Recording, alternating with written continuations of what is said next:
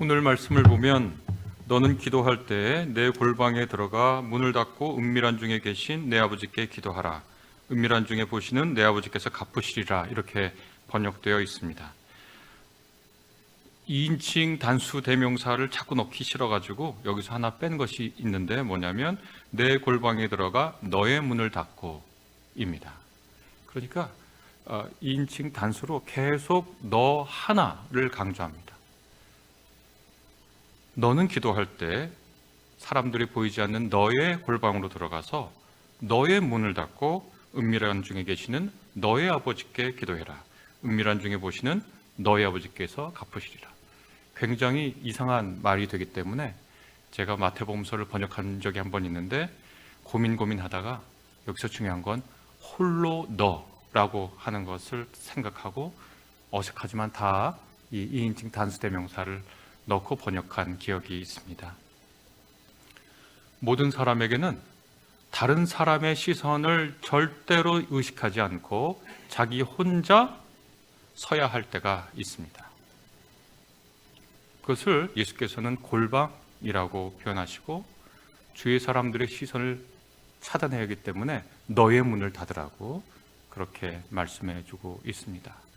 맨 사람으로 서는 것입니다. 키엘케고르라고 하는 한 철학자는 하나님 앞에 그것을 단독자로 서는 것이라고 말했습니다. 그렇게 다른 사람의 시선이 아니라 오로지 하나님 앞에 단독자로 서는 경험이 없으면 우리는 정신줄을 놓게 됩니다.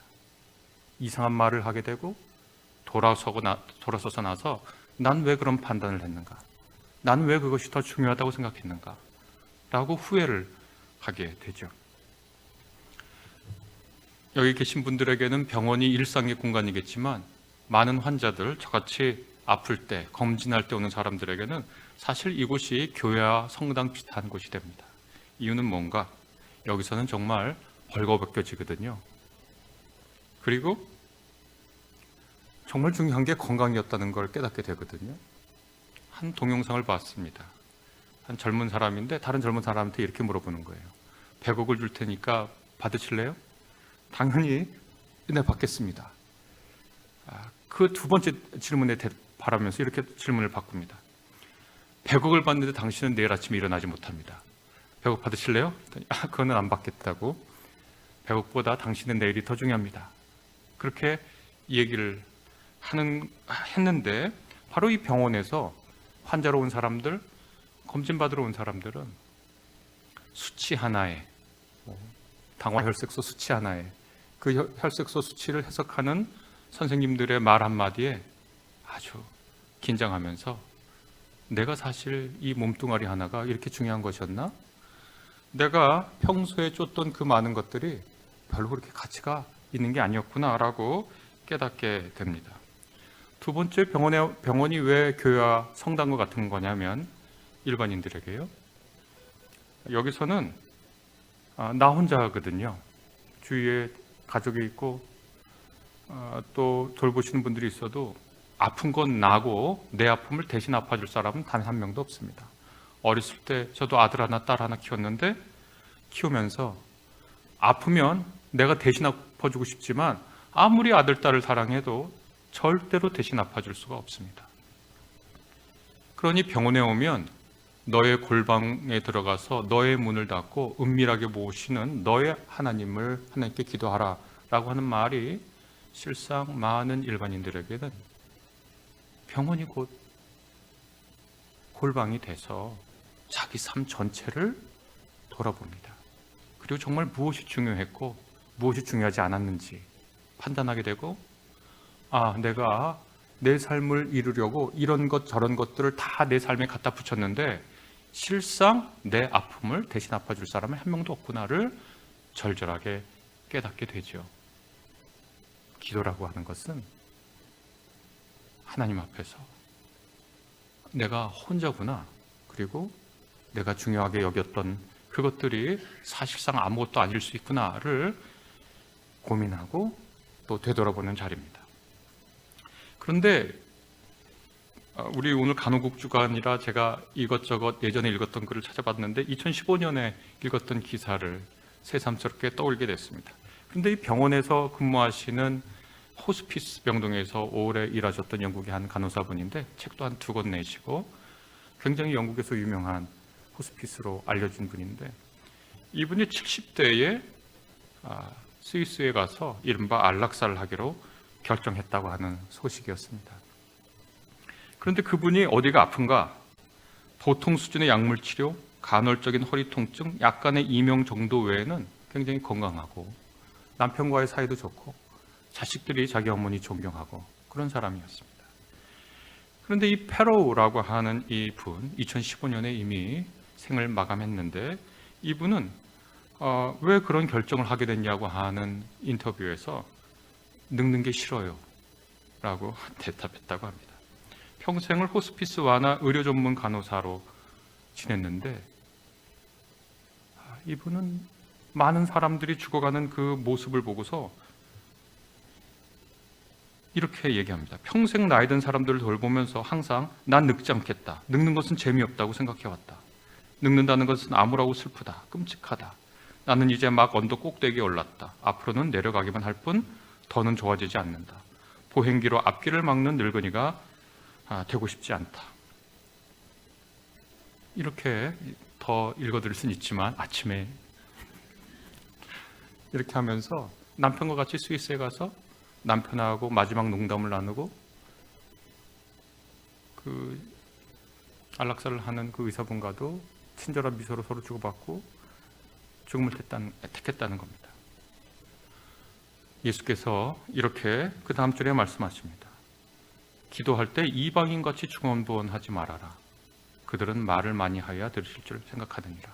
이렇게 되어 있는데, 어떤 한 이방인이 하나님을 잘 모르는 사람이 정말 자기 골방을 열고 들어가서 자기 문을 닫고 단독자로서 하나님 앞에 섰는데, 근데 그 공간에, 골방의 공간에서 꺼내놓을 수 있는 말,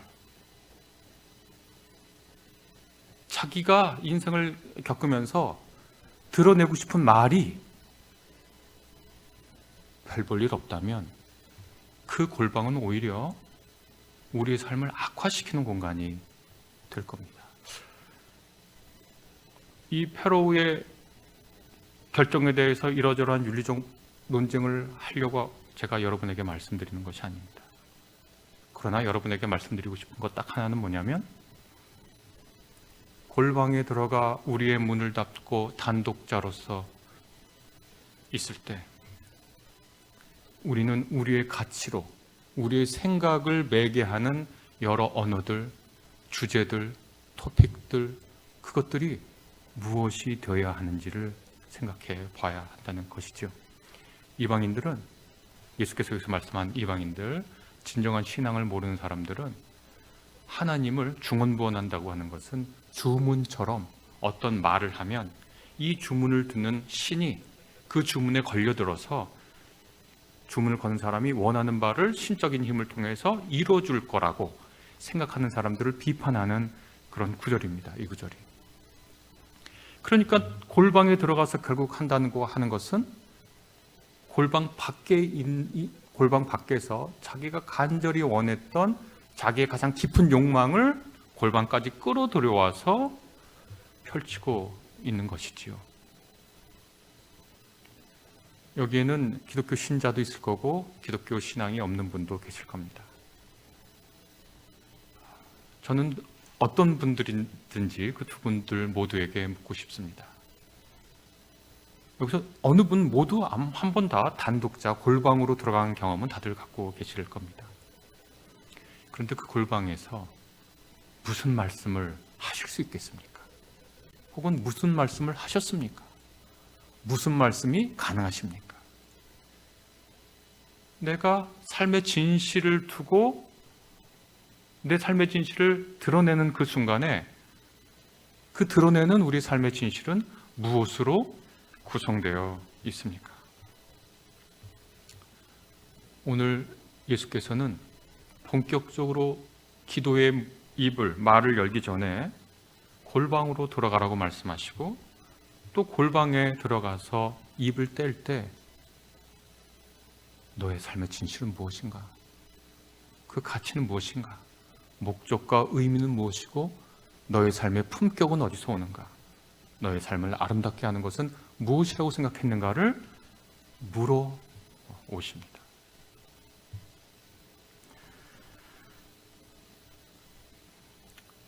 한 분이 이렇게 얘기를 했습니다.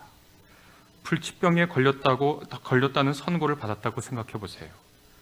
의사가 약을 주면서 날마다 잠자리에 들기 전에 한 알씩 반드시 먹어야 되고 걸으면 몇 시간 안에 숨이 끊어진다고 경고하는 것 말이에요.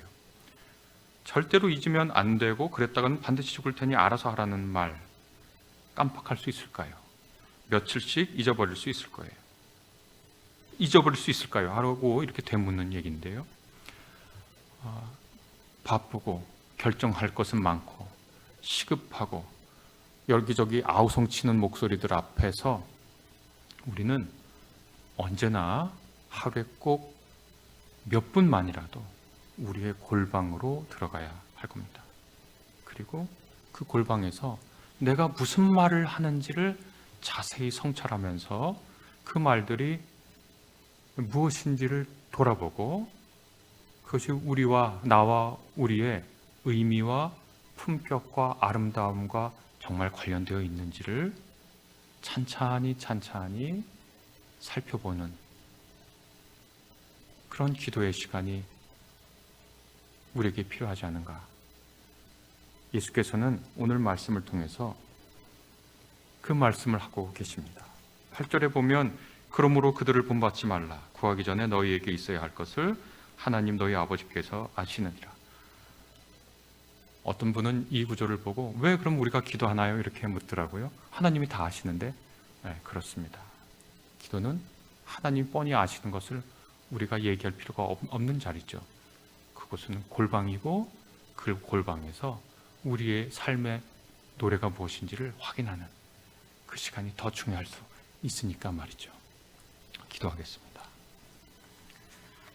주님 감사합니다. 우리에게 허락된 삶을 기뻐하게 해주십시오. 우리에게 맡겨진 일을 감사하게 해주십시오.